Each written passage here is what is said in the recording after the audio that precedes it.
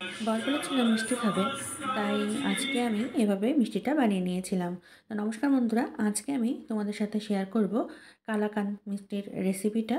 তো কিভাবে আমি এটা বানিয়েছি চলো দেখে নেওয়া যাক। তো প্রথমেই আমি কড়াইতে দুধ বসিয়ে দিয়েছিলাম। আমি এখানে 1 লিটারের সামান্য একটু বেশি দুধ নিয়েছিলাম। এখন এটাকে জালে বসিয়ে দিয়েছি। বেশ ভালোভাবে যখন জাল হবে, মানে দুধটা যখন উতলে উঠবে এভাবে করে, তখন আমি এর ভিতরে ছানা কাটে নেব।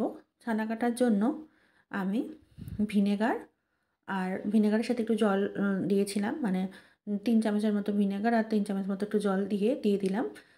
ভিনেগারটা কাটানোর ভিনেগারটা দেওয়ার পরে দেখো ছানাগুলো, মানে দুধটা ছেড়ে দিয়েছে, ছানা পড়ে গিয়েছে। এবার আমি এটাকে জল ঝরিয়ে নেব। জল ঝরিয়ে ঠান্ডা জল দিয়ে ধুয়ে নিয়েছি এবং চেপে নিয়েছি।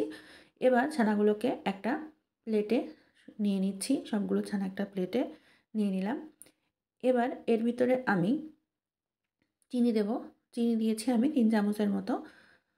দিয়ে এবার চিনির সাথে ছানাগুলোকে আমি খুব ভালোভাবে ম্যাশ করে নেব। একটু সময় নিয়ে বেশ ভালোভাবে এরকম কষলিয়ে ম্যাশ করে নেব, যাতে দলা না থাকে।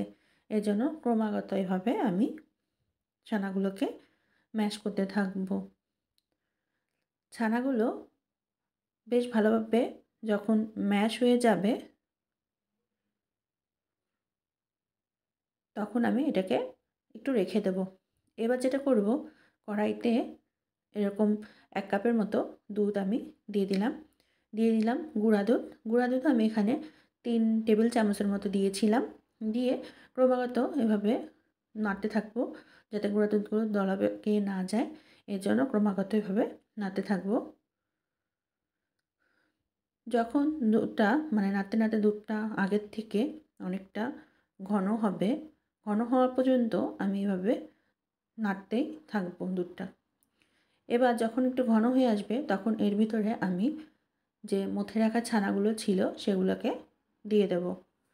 সবগুলো ছানা আমি এই দুধের মধ্যে দিয়ে দেব। এবার যেটা করব, দুধের মধ্যে ছানাগুলো দেওয়ার পরে এরপর আবারও ক্রমাগত এভাবে করে আমি নাড়তে থাকবো। এই পর্যায়ে আমি একটু এলাচ গুঁড়ো দিয়েছিলাম। আমার কাছে এলাচ গুঁড়ো ছিল না। আমি এলাচটাকে থেঁতো করে সেইভাবে করে গুঁড়ো করে সেই গুঁড়োটা দিয়েছি এর ভিতরে। এরপরে এই যে দুধটা, মানে লিকুইড দুধটা যতটুকু এর ভিতরে আছে, এটা শুকানো পর্যন্ত আমি নাড়তে থাকবো।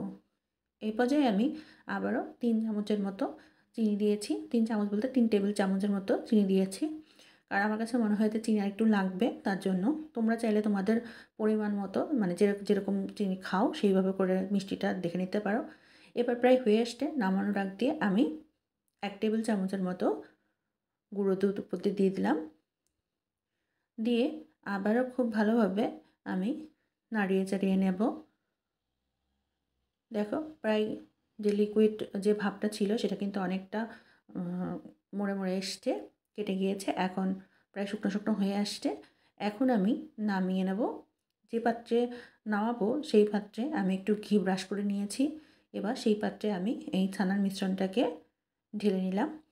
এবার খুন্তির সাহায্যে আমি বেশ ভালোভাবে চেপে এটাকে সেট করে নিচ্ছি।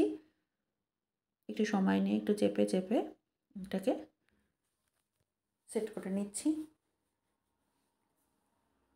এই মিষ্টিগুলো খেতে কিন্তু খুব ভালো লাগে।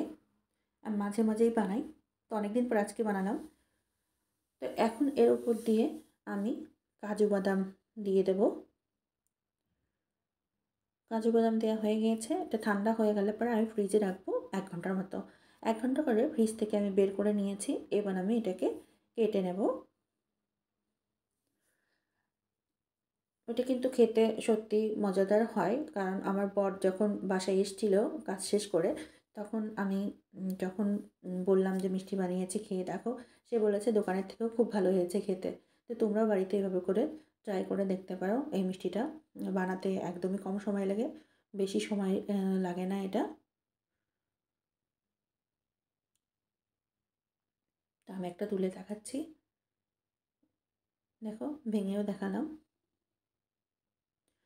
তো এটাই ছিল তোমাদের সাথে আজকে শেয়ার করা রেসিপি। আমার ভিডিওগুলো যদি তোমাদের ভালো লেগে থাকে, তাহলে তোমাদের কাছে আমার অনুরোধ রইল আমার চ্যানেলটিকে সাবস্ক্রাইব করে আমার পাশে থাকার জন্য। তো আজকে এখানেই বিদায় নিচ্ছি। পরবর্তীতে দেখা হবে নতুন কোনো রেসিপি নিয়ে। ততক্ষণ পর্যন্ত তোমরা সবাই ভালো থেকো। টাটা।